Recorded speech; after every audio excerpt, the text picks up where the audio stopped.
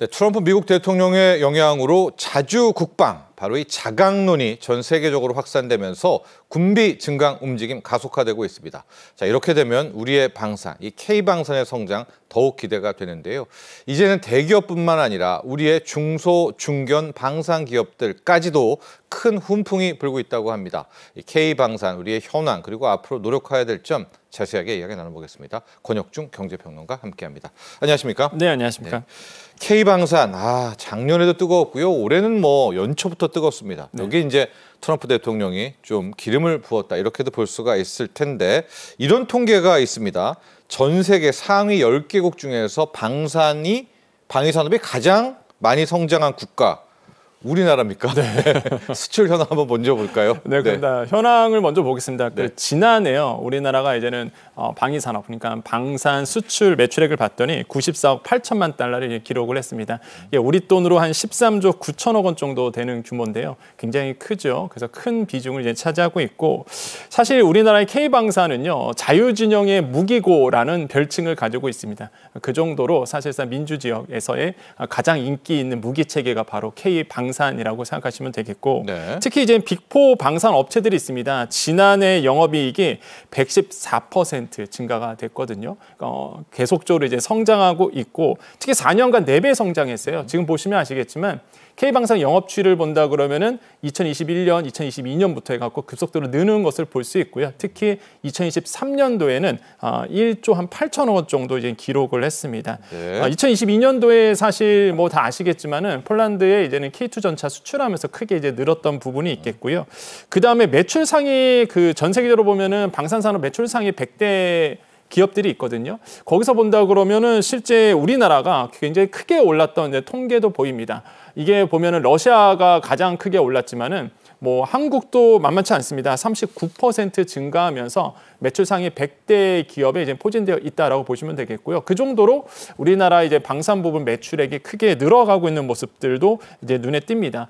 특히 거기서 중심을 잡고 있는 4개 회사들이 이제 있는데, 하나 에어로스페이스가 대표적인 케이스라고 보시면 되겠고요. 네. 하나 에어로스페이스 같은 경우가 지난해 루마니아에 K9 자주포 수출 계약을 했었고, 또 한 가지 지난해 매출액이 한 11조가 넘어가면서 뭐 정말로 뭐 방산주 꼽는다 그러면 하나 에어로스페이스를 항상 생각하게 됩니다. 또 하나의 이제는 로템이죠. 현대로템 같은 경우가 이제 궤도 차량을 잘 만드는데, 지난해 매출액이 4조 3천억 원을 넘어섰습니다.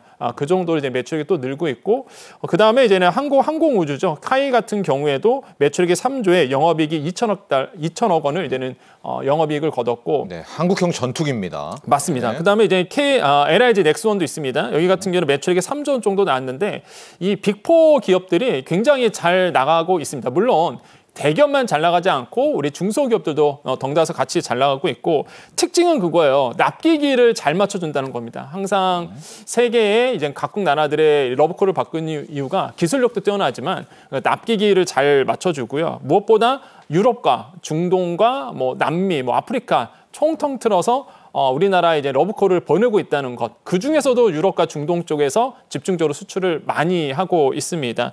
향후 같은 경우가 아까도 잠깐 자막에도 아까 나왔었는데, 네. 240억 불까지 나올 수 있다. 이게 이런 얘기가 나오거든요. 그래서 240억 달러까지 간다 그러면 뭐 기존에 있는 예상치보다 한 2배 넘게 더 수출이 잘 되는 겁니다. 그러니까 올해 이렇게 기대치도 장밋빛 전망도 나오고 있고, 그 다음에 아까 말씀하셨어요. 이게 세계 4위 정도에 아마 이렇게 된다 그러면 랭킹이 될 수 있다. 지금 현재 9위거든요. 네. 그래서 세계 4위에 방산 대국이 될 수 있는 가능성이 열려 있다고 생각을 해봅니다. 저희가 작년에 13조를 무기를 팔았습니다. 무기를 수출을 했고, 올해는 우리 권혁중 평론가 30조 시대도 네. 열릴 수가 있다는 게 이제 시장의 평가고요. 저희가 그림 하나 준비했는데, 과연 그럼 우리나라는 어디에 수출을 많이 하는가? 네. 물론 이제 한 번 팔 때 그 나라가 우뚝 섰다는 이제 그런 좀 있지만, 네. 폴란드 과거에는요 그렇습니다. 저 때 많이 팔았죠. 하고 이제 그 전에는 영국, 이라크, 인도네시아가 있었는데, 올해 같은 경우에 이제 인도, 중동 쪽도 한번 이제 올해 이후로는 2025년을 좀 바라봐야 되는 거 아닌가요? 맞습니다. 네. 이번에 이제는 우리나라의 방산 수출의 특징이, 과거 같은 경우에는 아까 이제 자료도 나오고 있지만은 뭐 영국이라든지 이라크라든지 인도네시아 이쪽이었다 그러면 뭐 폴란드는 아까 말씀하셨어요. 이제는 뭐 우리나라의 이제 궤도 차량이죠. 전차 수출하면서 아니면 K9 자주포 수출하면서 크게 전투기도 전화라입니다. 예, 그래서 크게 늘었던 부분이 있고 특히 눈에 띄는 거는 말씀하셨듯이 이제 중동 쪽에 이제 러브콜이 많다는 겁니다. 그래서 이런 점들도 이제 눈에 띄고 있다라고 말씀을 드립니다. 자, 이렇게 우리의 빅4가 잘 나가고 잘하고 수출도 많이 하는데 오늘의 이야기는 이제 이쪽은 너무 많이 또 아실 테니까 우리 중소, 중견 방산 기업도 상당한 경쟁력을 갖고 있다. 여기를 한번 집중적으로 봐야 되는데요. 자, 평론가님, 여기 부분만 우리의 중소, 중견 방산 기업들의 현황은 어떤가요? 네, 그렇습니다. 이게 대기업만 잘 나가지 않고요. 그러니까요. 거기에 이제는 밸류 체인으로 묶여 있는 우리나라의 중소 기업들도 좋은 성장세를 이어가고 있죠. 2023년 말 기준으로 본다 그러면 중소와 중견 방산 기업이 한 65개의 기업 정도가 되는데 여기서 보면 매출액이요. 3년 사이에 4배가 증가됐습니다. 이게 2020년에는요. 1조 7천억 원 정도 매출액이 나왔었는데 2023년에 와갔고요. 이게 매출액이 6조 7천억이 되거든요. 지금 보시면 이건 3년치입니다. 2021년과 2022년, 2023년치가 나오고 있는데 그럼 21년과 23년 차이치를 본다 그러면 이 매출액은 24% 증가된 겁니다. 그럼 영업이익은 얼마나 증가되느냐라고 본다 그러면 89%나 늘어난 수치거든요. 역시 마진이 좋네요. 맞습니다. 영업이익률이. 그 영업이익률이 굉장히 잘 나왔어요.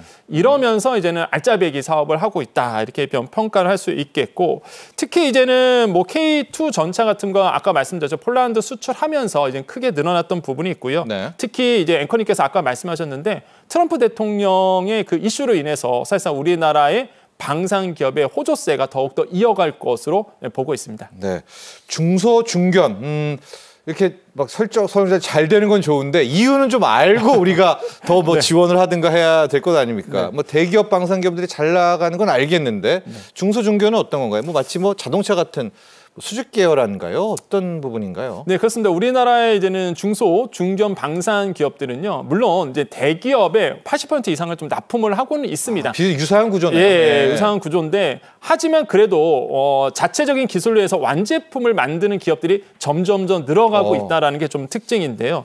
특히 우리나라의 이제 중견, 중소 방산 기업들의 특징이 보통 QCD라고 보통 얘기를 하죠. 이게 품질과 가격과 납품기를 굉장히 잘 지키는 것으로 정평이 나 있죠. 그러다 보니까 이제 우리나라의 대기업뿐만 아니라 전 세계 방위 산업 기업들이 우리나라의 중견 기업에 이제 러브콜을 보내고 있고 성능 좋은 무기 체계를 잘 만듭니다. 기술 체계도 잘 갖춰져 있고요. 그러다 보니까 평가를 좋게 받고 있습니다. 특히 이제 가성비가 핵심인데 가성비 방위 산업 시스템? 그러면 우리나라에 이제 중견기업을 많이 꼽는다고 해요. 그 정도로 사실 가격이 굉장히 안정화돼 있고요. 특히 이제는 우리나라 이제는 대기업만 홀로 사실 방위 산업을 만들지 못하는 체계입니다. 그러다 보니 이런 어떤 밸류 체인으로 인해서 같이 성장할 수 있는 구조가 완성이 됐다. 이런 점에서는 굉장히 높게 평가할 만하다라고 말씀을 드리죠. 네. 그 전 세계 방위 산업 중에서는 그 중동에서 열리는 이제 방산 전시회가 굉장히 좀 유명하고 거기에서도 이제 신무기들이 좀 많이 선보이게 되는데 여기에 단독으로 우리의 중소 중견, 중소 방산 기업들도 많이 참여를 했다고요? 그때 당시 현황 좀 한번 볼까요? 네, 맞습니다. 이 아이덱스라고 보통 얘기하죠. 2025년 아이덱스가 열렸었습니다. 여기서 이제는 아랍에미리트의 아부다비에서 이제 열렸었는데 이때 우리나라의 방위 산업 업체들, 특히 대기업뿐만 아니라 중견, 중소기업들도 많이 참여를 했습니다. 전 세계 이 국제 이런 방위산업 전시회가 인기가 많은 이유가요. 이게 65개국, 그다음에 1,450여 개의 회사들이 이제 참여를 해서 중동 지역의 최대 사실 이제는 공격 무기 체계를 선보일 수 있고 방위산업에 대한 모든 기술들을 볼 수 있는 전시회거든요. 이런 어떤 전시회에 우리나라 기업들도 많이 참가를 하고 있다는 거고 이번에 보면은 한 38개 기업이 이제 동참을 했습니다. 여기에 보시면은 방사청이라든지 아니면 방진회 그러니까 이제 방위산업진흥회죠. 여기서 통합 우리나라의 페어관을 만들었습니다. 그래서 여기에서 우리나라의 그 중견 중소기업의 기술을 여과없이 다 보여줬는데 중소기업들도 한 2021년도에는 우리가 한 5개사가 참여했는데 이번에는 15개사가 참여하면서 예. 최대의 규모를 이제 기록을 했습니다. 지상 장비 보여줬고요. 항공기, 뭐 유도 무기, 그다음에 방위 전자 시스템까지 보여줬는데 이 부분에 대해서 이제는 굉장히 좋은 평가를 받았다고 해요. 특히 우리나라의 이제는 대기업들도 좋은 평가를 받았는데 그중에서 눈에 띄는 게 하나그룹이었습니다. 하나 에어로스페이스 같은 경우가 이제는 뭐 아시겠지만은 뭐 K9 자주포 실물 공개를 했어요. 특히 이게 국내 엔진이 들어간, 이게 독일 엔진이 아니라 국내 엔진이 들어간 것들을 이제는 이번에 이제 선보였고, 그다음에 하나 시스템도 이제는 천궁 MFR이죠. 네. MFR 그러니까 다기능 레이더도 이번에 이제 선보였습니다. 예, 그래서 이런 것들도 이제 눈에 띄고요. 그 다음에 S&T 모티브, 그러니까 소총 만드는 회사인데 이런 어떤 기술력도 이번에 보여줬고, 현대 위아 같은 경우도 이제는 기동용 화포 체계도 보여줬고요. 특히 수성 정밀 기계에서 포구 자동 청소 기술을 선보였는데 이게 포구 한마디로 이제 포탄이 나가는 길인데요. 이 포구를 청소할 때요. 보통 한 5명에서 6명의 인원이 투입이 되는데 이런 자동화 기술로 인해서 이 기술의 발전을 위해서 사람이 좀 필요 없게 되는, 덜 필요하게 되는 시스템을 이번에 선보이기도 했습니다. 이런 점들도 이제 굉장히 눈에 띄고, 우선 식텍 같은 경우에도 특수환경 공개하면서 우리나라 이런 중소기업들의 기술력이 어김없이 잘 보여줬다라고 생각을 해봅니다.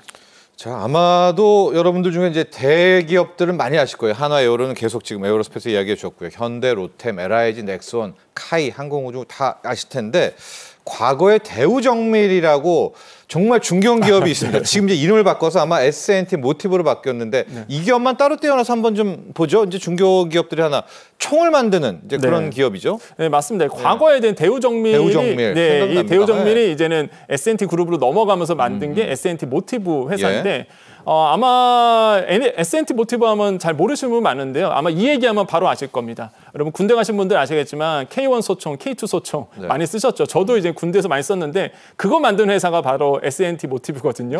그러니까 우리나라의 소총 만드는 이제 기업이라 보시면 되겠고요. 이 같은 경우가 실제적으로 굉장히 좀 수출도 잘 되고 있고 기술력이 뛰어나다라고 지금 평가를 받고 있어요. 이번에 아이덱스 2025에서도 이번에 출품을 해서 이제 보여줬는데, 그래서 많은 글로벌 이제 기업들이 관심을 많이 가졌다라고 얘기를 하고 있습니다. 특히 나오고 있는 게 이번 전시 제품에서 뭐 반자동 저격총이라든지 대물 저격총, 그러니까 이제는 뭐 전차를 목표로 해서 쏘는 거겠죠. 그다음 기관단총 같은 이런 어떤 뭐 소총뿐만 아니라 다양한 총류에 대해서 이제는 기술 개발을 하면서 보여줬기 때문에 이런 점에서는 굉장히 좀 뛰어난 기술력을 가지는 것으로 이제 평가를 받고 있고요. 특히 이제 S&T 모티브가 시장에 진입하려는 시장이 바로 미국 시장입니다. 뭐 미국 시장 워낙 크다 보니까요. 전 세계 소총의 50%를 미국이 가지고 있거든요. 그래서 이제는 S&T 모티브가 이렇게 진출하려고 노력은 하고 있는데, 사실 대우정밀 시기 때 이미 한번 미국 시장에 진출했다가 2017년도에 다시 사업 포기하고 나왔었거든요. 이번에 다시 진출하는 겁니다. 그래서 과연 어떻게 뭐 미국 시장에서 성공할지는 모르겠지만 지금 뭐 지사 법인도 세워놓은 상태다 보니까 지금 S&T 모티브의 공격적인 어떤 뭐 행보가 뭐 모든 글로벌 방산기업의 주목을 받고 있다, 이렇게 좀 평가를 해보겠습니다. 그렇습니다. 제가 이제 군 시절이 K1에서 K2로 넘어갔던 그런 시절이었는데, 아까 보니까 K 막 13까지도 이제 시리즈가 많이 나오고 있네요. 자, 이 얘기도 이제 해봐야 될 것 같습니다. 우리 중소 중견도 잘 되고 뭐 전체 대기업도 잘 나가는데 여기에 더 판을 키우는 이슈가 있습니다. 바로 여러분도 잘 아시는 미국의 트럼프 대통령의 자주 국방론인데, 여기에 가장 먼저 반응한 곳이 유럽 연합입니다. 특히 독일 어마어마한 돈을 지금 쏟아부으면서 본인 스스로의 재정 준칙도 깨고 있는데, 유럽의 재무장 상황부터 먼저 보고 산업으로 넘어가죠. 네, 맞습니다. 이게 트럼프 대통령의 강성 발언으로 인해서 사실상 유럽에서 말씀하셨다시피 이제 재무장론이 크게 각광을 받고 있죠. 실천하고 있던데요. 네, 실제적으로 이제는 예산 투입이 이제 들어간다, 이렇게 보시면 되겠는데요. 지금 2023년까지 재무장을 끝내겠다라고 이제 발표한 상태입니다. 이미 EU에서는요. 그래서 이제 무기 공동 자금을 이제 편성을 해서 이거에 대해서 EU 제품 한마디로 자국 내에 있는, 그러니까 영내에 있는 무기 체계를 만들겠다는 것을 목표로 하고 있습니다. 그래서 대비태세 2030 로드맵, 2023년 로드맵을 이제 발표를 했는데 여기에 보면 이거예요. 전쟁을 피하려고 하면 사실상 전쟁을 대비해야 된다라는 저의 대전제를 가지고 이번에 이제 모티브를 꾸렸습니다. 여기 보면 이런 얘기가 납니다. 영내 방위 산업 기반을 강화하겠다. 그 뜻은 뭐냐면 방위 체계를 구축은 하긴 하는데 이게 해외 나라, 다른 나라에서 무기 체계를 구축하는 것이 아니라 EU 나라에 있는 EU 협력 업체의 나라에 있는 이런 회원국 안에 있는 나라에서 사실상 이런 방위 체계를 구축을 하겠다. 이러면서 이제는 영내의 무기 체계를 구축하겠다라고 얘기를 했고요. 네. 특히 이런 얘기입니다. 유럽 무기 판매 메커니즘을 발표했는데 여기서 범유럽 국가 장비 시장을 구축한다. 그다음에 단연간 계획을 촉진한다.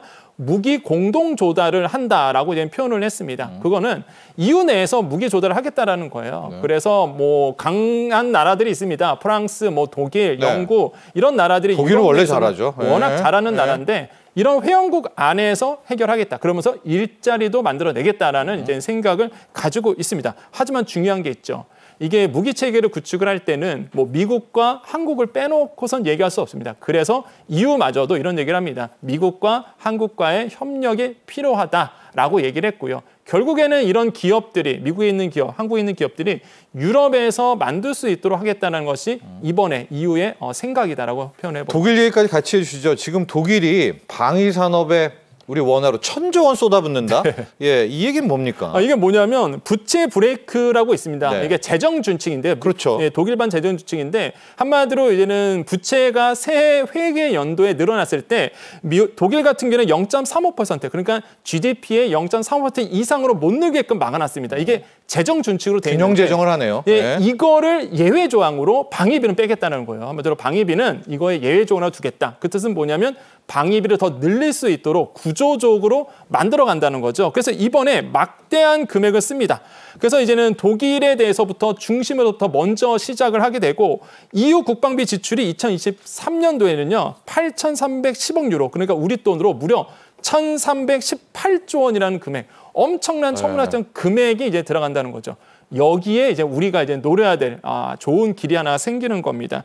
그래서 독일에서도 이런 이슈가 있고 또한 EU에서도요. 아까 말씀드렸어요. 데비텟의 2030, 2023년 그러면서 한국과 일본을 언급을 했거든요. 그러면서 우리나라에 있는 좋은 방위 기업들이 이런 어떤 방위 체계에 들어가서 편입돼서 사업을 할 수 있는 좋은 길이 시장이 열린다라는 것 저는 굉장히 좀 의미가 있다라고 생각을 해보겠습니다. 그래서 지금 이제 보여주고 있는데 나토, 유럽 회원국의 무기 수입국을 본다 그러면 역시나 절대적으로 보면 미국산이 많고요. 네. 하지만 한국산도 6.5%의 이제 비율을 차지하고 있습니다. 동유럽 때문에 우리가 맞습니다. 그래서 이렇게 이제는 좋은 점유율을 차지하고 있기 때문에 물론 앞으로 나아갈 길은 더 있겠지만은 그래도 가능성이 굉장히 높다라는 거죠. 이런 점에서 본다 그러면 충분히 길은 열려 있다라고 생각을 해보겠습니다. 그렇습니다. 그래서 좀 독일은 뭐 폭스바겐 같은 자동차 회사도 방산 쪽을 많이 강화를 하고 있습니다. 우리가 이 시장 놓쳐서는 안 될 것 같고요. 그러기 위해선 마치 조선처럼 이제 대기업과 중견기업이 좀 힘을 합쳐야 되는 K방산 생태계를 구축하자. 정말 좋은 이야기인데 이건 이제 누가 좀 조율을 해줘야 될 것 같아요. 예, 맞습니다. 이게 실제 대기업과 중소기업의 매출액 차이가 좀 크긴 큽니다. 이게 본다면요, 한 매출액 차이가 한 100조 원대로 좀 벌어져 있는 거 있어요. 네. 이게 실제 통계를 보면 대기업 수, 한마디로 방위산업에서 대기업 수가 우리나라는 19개 정도가 되는데 매출액이 여기서 113조 원이 나옵니다. 근데 이제 중소기업과 중견기업을 다 합쳐서 본다 그러면 이게 65개 기업이 우리나라에 있고 여기서 나오는 매출액은 12조 6천억 원 정도 되거든요. 그러니까 기업 수로 보면은 중소기업이 77%를 전체 시장을 차지하고 있는데 매출액으로 보면 10%밖에 안 된다는 거야. 그렇기 때문에 이제는 대기업과 이런 중소기업, 중견기업들이 상생이 이루어져야 된다라고 해서 생태계 구축에 나서려고 지금 하고 있습니다. 이건 좋은 변화라고 좀 생각을 해보겠고요.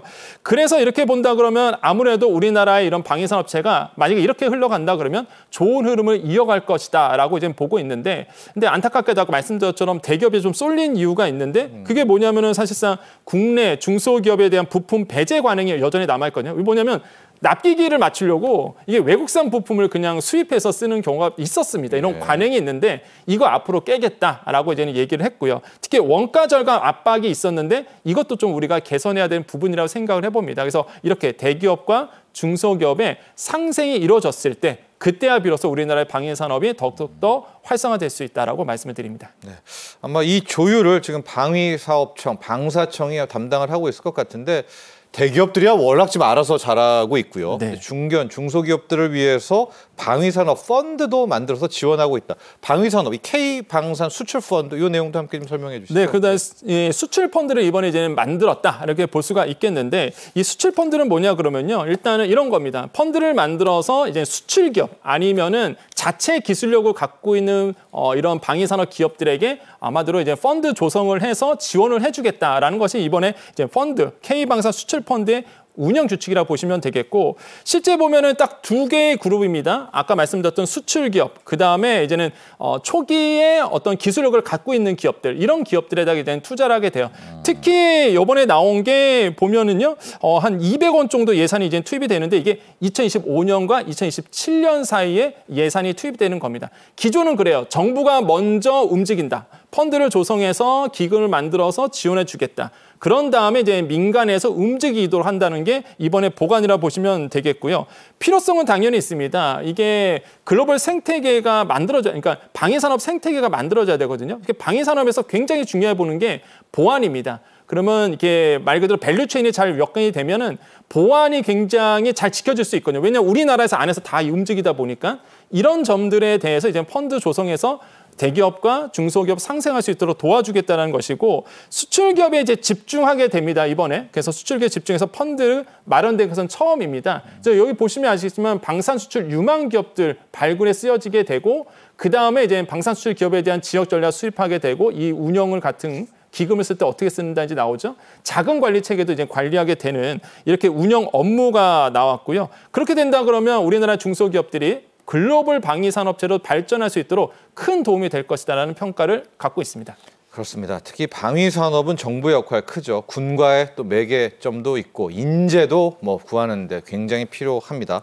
자, 대기업은 워낙 잘하고 있습니다. 우리 K방산 중소 중견 기업도 지금처럼 계속 성장하기를 기대해 보도록 하겠습니다. 도움 말씀 주신 권혁중 경제평론가 여기서 보내드리죠. 오늘 감사합니다. 네, 감사합니다.